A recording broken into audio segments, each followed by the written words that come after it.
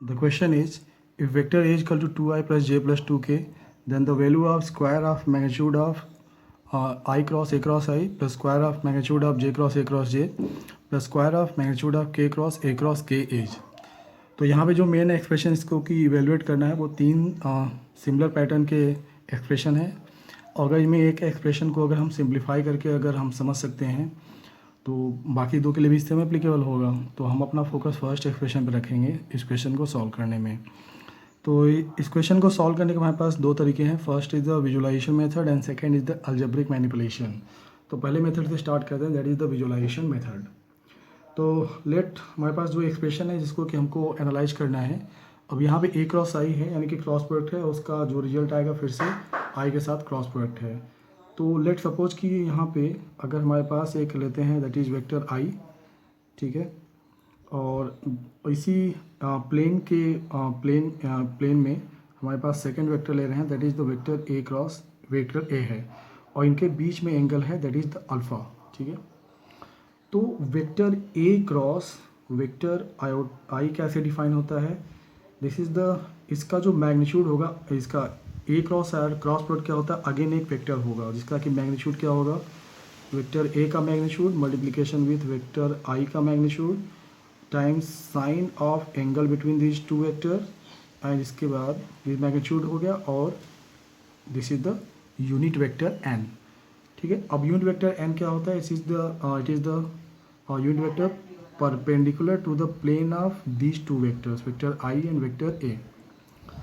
अब इसमें दो डायरेक्शन होगा, तो अपवर्ड डायरेक्शन होगा एक, तो राइट डाउनवर्ड डायरेक्शन होगा, ठीक है। तो डायरेक्शन को जानने के दो तरीके हैं हमारे पास। पहला तो है एक तो right hand rule. Right hand rule क्या कहता है कि फर्स्ट वेक्टर को यानी कि वेक्टर ए को इसके अलॉन्ग लेते हैं, फिंगर के अलॉन्ग, इसको मतलब कि हम फिंगर को पहले स्ट्रेच करिए आप, ठीक है, मतलब ये थंब इसके क्या हो परपेंडिकुलर में है, ठीक है। तो अगर वेक्टर ए इसके अलॉन्ग जा रहा है, डायरेक्शन इधर जा रहा है, फिंगर के डायरेक्शन में है, और वेक्टर आई अगर अपवर्ड डायरेक्शन में आ रहा है, ठीक है, अपवर्ड डायरेक्शन में जा रहा है, तो ये जो थंब है ये वेक्टर ए क्रॉस वेक्टर आई को रिप्रेजेंट करेगा, ठीक है। तो हो गया राइट हैंड रूल। दूसरा रूल है हमारे पास, अब इसके वेक्टर ए क्रॉस आई से अगर देखा जाए तो अगर ये वेक्टर ए है वेक्टर आई है तो अपवर्ड डायरेक्शन क्या देगा, वेक्टर ए क्रॉस आई देगा, ठीक है। तो ये क्या होगा, this is the vector A cross vector i. इसको राइट हैंड रूल में दूसरा तरीका भी आप समझ सकते हो आप कि फर्स्ट वेक्टर के अलॉन्ग आप खड़े हुइए, इस पर आप सपोज करें कि आप इस पर आप इसको लुकआउट कर रहे हैं, इस वेक्टर ए पे खड़े होकर के, ठीक है, और वेक्टर ए के डायरेक्शन में देख रहे हैं आप, ठीक है। अब यहाँ पे अगर आपके लेफ्ट में वेक्टर आई है, if vector I is to the left of vector A, तब क्या होगा, अपवर्ड डायरेक्शन हो जाएगा यानी कि हेड के डायरेक्शन में हो जाएगा, ठीक है। अगर वेक्टर आई आपका is to the right of A, तब क्या हो जाएगा, डाउनवर्ड डायरेक्शन हो जाएगा, ठीक है। तब जैसे कि वेक्टर ए क्रॉस आई हमारे लेफ्ट कहने का मतलब है कि ये वेक्टर ए का सपोर्ट लाइन मान लीजिए यहाँ पे कर दिया, तो अब वेक्टर आई यहाँ पे इसके लेफ्ट रीजन में चाहे जिधर भी पॉइंट करे, वेक्टर ए क्रॉस आई क्या होगा, आपके हेड के डायरेक्शन में यानी कि अपवर्ड डायरेक्शन में होगा, ठीक है। और अगर वेक्टर ए के आप यहाँ पे आपके राइट में अगर ये आ रहा है, वेक्टर आई है मान लीजिए सपोज अगर यहाँ पे वेक्टर आई है अगर, ठीक है, ये आपका अगर यहाँ पे वेक्टर आई है अगर, ठीक है, तो उस केस में क्या हो जाएगा, आपका जो वेक्टर ए क्रॉस आई होगा वो क्या हो जाएगा, डाउनवर्ड डायरेक्शन में, ठीक है। तो अगर लेफ्ट वेक्टर ए पे आप खड़े हुए, अगर लेफ्ट हुआ वेक्टर आई तो अपवर्ड, अगर राइट हुआ तो क्या होगा, डाउनवर्ड। ओके, अब आते हैं अपने इवैल्यूएशन पे। तो वेक्टर ए क्रॉस आई हो गया, फिर से इसको ड्रॉ कर ले रहे हैं, यहाँ पे ये वेक्टर आई हो गया और यहाँ पर ये वेक्टर ए हो गया और इसके बीच में एंगल अल्फ़ा लिया है, तो ये अपवर्ड डायरेक्शन में हो गया यानी कि प्लेन में अपवर्ड डायरेक्शन में हो गया, that is the vector A cross vector i हो गया, ठीक है।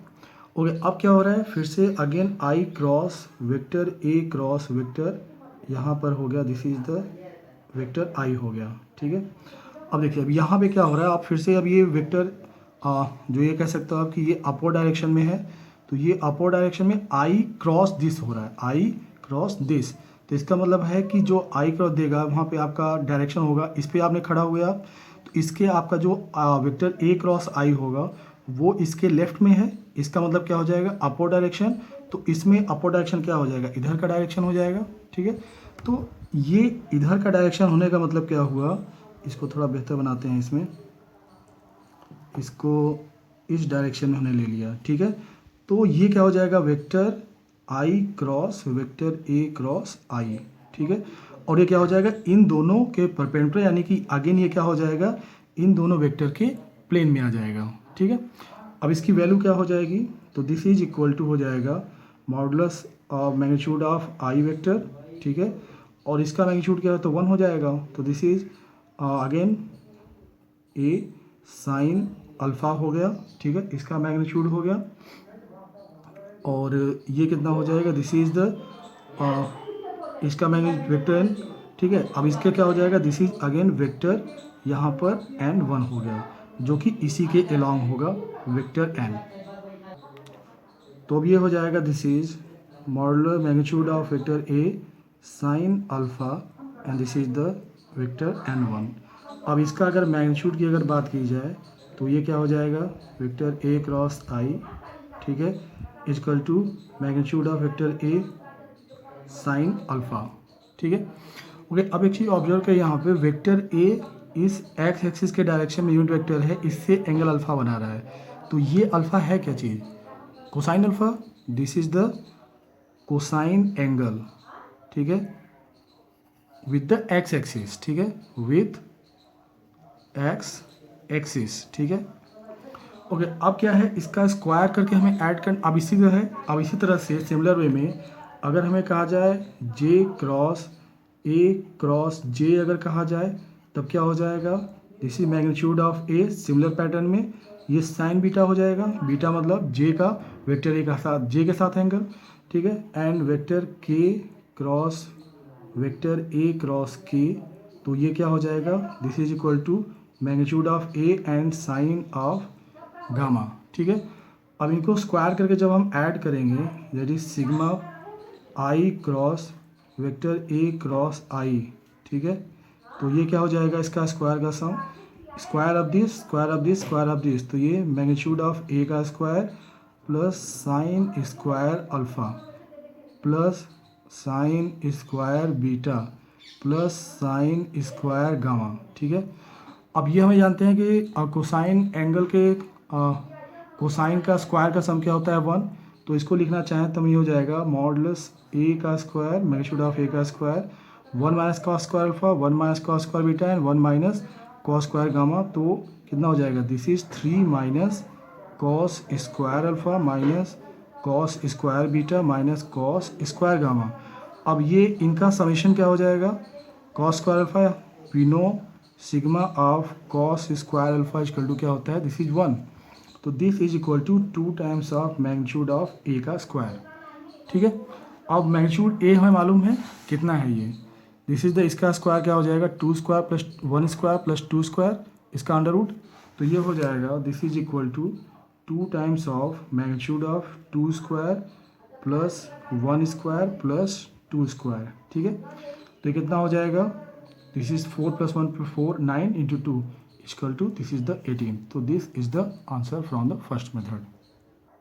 अब सेकेंड मेथड में आते हैं यहाँ पे, तो हमारे पास एक्सप्रेशन है vector i cross vector A cross vector i, ठीक है।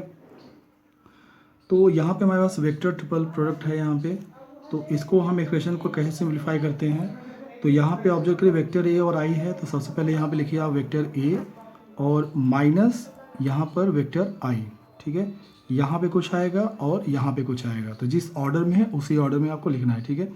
अब वेक्टर ए यहाँ पे आए तो बाकी दोनों का dot product that is vector i dot vector i, ठीक है। उसके बाद जब आई यहाँ पे आ गया तो इन दोनों का dot product that is vector i dot vector A, तो ये हो गया आई डॉट आई क्या हो जाएगा 1 दैट इज वेक्टर ए। अब यहाँ पे वेक्टर आई डॉट ए है यहाँ पे, तो ये वैल्यू क्या हो जाएगी, अगर हम वेक्टर ए को अगर हम लेते हैं that is the a1 I plus a2 J plus a3 के, ठीक है। तो ये क्या हो जाएगा, दिस बिकम्स a1 आई इसका डॉट प्रोडक्ट लेंगे इनके साथ, तो आई a1 हो जाएगा a डॉट आई, तो इसी अगेन आई यहाँ पे है, तो ये क्या हो जाएगा A1 आई हो गया, ठीक है। अब ये वैल्यू क्या हो जाएगी, this is A2J plus A3K, ठीक है।